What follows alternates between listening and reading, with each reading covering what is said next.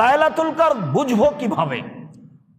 আব্দুল্লাহ ইবনে আব্বাস রাদিয়াল্লাহু তাআলা আনহু বলেন, রাসূল সাল্লাল্লাহু আলাইহি সাল্লাম বলেছেন, লাইলাতুন সামাহাতুন তালকাতুন লা হারাতুন আলা বারেদা। লাইলাতুল কদর স্বচ্ছ, পরিষ্কার, গরম নয়, ঠান্ডা নয়। লাইলাতুল কদর স্বচ্ছ, পরিষ্কার, গরম নয়, ঠান্ডা নয়। তুসবিহ শামসুহা, সেই দিন সূর্য উঠবে। সাবিহাতুহা যায়ফা হামরা, সূর্যের আলো হবে শক্তিবিহীন, কম, তাপ থাকবে না তেমন, তাপ মুক্ত হয়ে সকাল হবে। এইভাবে রাসূল সাল্লাল্লাহু আলাইহি সাল্লাম লাইলাতুল কদরের পরিচয় দিলেন। জাবের রাদিয়াল্লাহু তাআলা আনহু বলেন, রাসূল সাল্লাল্লাহু আলাইহি সাল্লাম বলেছেন, ইন্নী রাআইতু লাইলাতুল কদরে, আমি নিজে লাইলাতুল কদরকে দেখেছি। ফা উনসিতুহা, তবে আমাকে ভুলিয়ে দেওয়া হয়েছে। হিয়া ফিল আশরিল আওয়াখিরে, তবে সেইটা রমজানের শেষ দশকে হবে।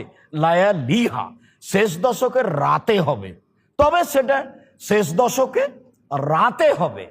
লাইলাতুন তালকাতুন, লাইলাতুন তালকাতুন, রাত হবে স্বচ্ছ, পরিষ্কার, মর্যাদাপূর্ণ। কান্না ফিহা কামারান, মনে হবে যেন চন্দ্র উঠেছে, ঝকঝক হয়ে পরিষ্কার হয়ে আছে। লায়াখরুজু শায়তানুহা হাত্তা হাত্তা এদাও ফাজরুহা, সেই রাতে ফজর পর্যন্ত শয়তান প্রকাশ পাবে না, শয়তান তার স্বস্থান থেকে বের হবে না। রাত হবে অতীব মর্যাদাপূর্ণ, পরিষ্কার, স্বচ্ছ, মনে হবে যেন চন্দ্র উঠে আছে, উজ্জ্বল হয়ে থাকবে এবং শয়তান প্রকাশ পাবে না, এই কথা বলা হয়। আবু সাঈদ খুদরি রাদিয়াল্লাহু তাআলা আনহু বলেন, রাসূল সাল্লাল্লাহু আলাইহি সাল্লাম বলেছেন, ইন্নী রাআইতু লাইলাতুল কদরে, আমি লাইলাতুল কদর দেখেছি।